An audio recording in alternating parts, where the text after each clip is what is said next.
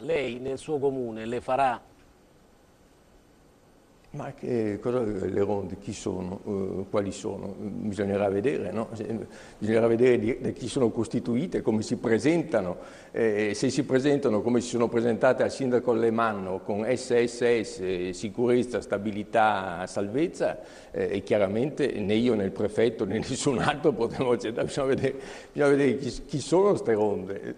Sarebbe come dire, lei domani vuole mangiare? Sì, vorrei mangiare, ma non vorrei mangiare merda. Cioè, voglio dire, che discorso è?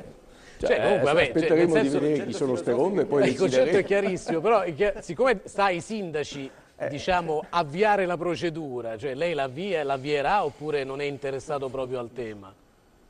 Ma guardi, io per esempio in piazza San Marco c'è già una ronda.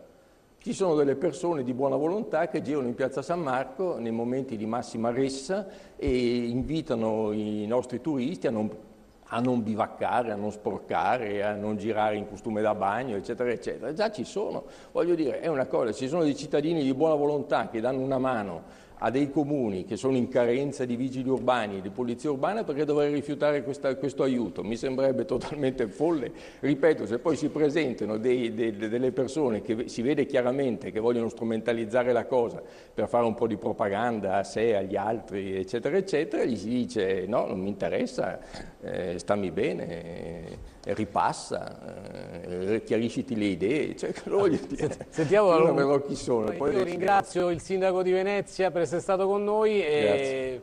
noi ci vediamo dopo la pubblicità.